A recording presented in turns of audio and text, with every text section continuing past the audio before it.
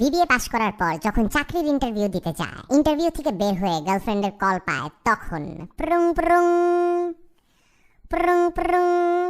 এই কি ব্যাপার, তোমাকে না বলছি যখন বাসা থেকে বের হবা, যখন বাসায় ঢুকবা, যখন রিকশা উঠবা, সবসময় আমাকে ফোন দিতে বলে দিতে হবে বারবার। কি কেমন হলো ইন্টারভিউ? ধুর মিয়া, কিসের ইন্টারভিউ? আজ এরা পড়াশোনা করে লাভ কি হইতেছে বুঝলাম না। যেখানেই যাই এক্সপিরিয়েন্স চায়। সারা জীবন শুনছি চাকরিতে সার্টিফিকেটের প্রায়োরিটি বেশি, এখন দেখে খালি এক্সপিরিয়েন্সই চায় সবাই। কি বলতেছে আবলতা বলে সব? এর মানে তোমার চাকরি হয় নাই? তুমি চাকরি না পেলে কিভাবে আমার বাবা মায়ের সাথে কথা বলবা? আল্লাহ, আমাদের বিয়ে হবে কিভাবে? রাখো তোমার বিয়ে, এখানে এক্সপিরিয়েন্সের অভাবে চাকরি পাইতেছি না, আর তুমি আসো বিয়ে নিয়ে। যেই বেটা ইন্টারভিউ নিছে সেও তো তোমার বাপের বয়সী, এর মানে তোমার বাপও তোর মতন হবে।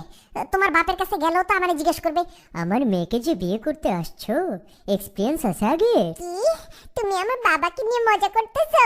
ছোট লোক একটা। চাকরি করে তো বড় লোক হইতে চাইছিলাম, কিন্তু এটাও তো এক্সপিরিয়েন্সের অভাবে আমাকে ছোট লোকই বানায় রাখতেছে। আমার দোষ নাকি? এক্সপিরিয়েন্স না থাকলে তো মানুষ চাকরি দিতে ভয় পায়। এক্সপিরিয়েন্স ছাড়া তোমার বাপ তোমার সাথে আমার বিয়ে দিবে কেমনে? এর জন্য তো ভাবতেছি তোমাকে বিয়ে করার আগে ৩-৪টা বিয়ে করব, লাগলে আরো 10টা করব। যত এক্সপিরিয়েন্স থাকবে তত আমার সুবিধা বাড়বে। এই ছোট লোক, চাকরি আর বিয়ে এক জিনিস নাকি? কি বলতেছ আবল তাবল এসব? আরে রাখো তোমার আবল তাবল কথা। দেখতেছো না চারিদিকে ডিভোর্সের রেট বাড়তেছে? কেন বাড়তেছে? কারণ এক্সপিরিয়েন্স নাই। এইসব কচি কচি পোলা মাইয়া এক্সপিরিয়েন্স ছাড়া বিয়ে করে, তারপর গিয়ে লাস্টে ডিভোর্স দেয়। টিকে না, এক্সপিরিয়েন্সের অভাব যে। আমি তোমারে বলতেছি তো, শোনো শোনো আমার কথা, লাগলে তুমিও 3-4টা বিয়ে করো। অবশ্য তোমরা মেয়ে মানুষটা এমনি পাকা, 3-4টা না করলেও চলবে।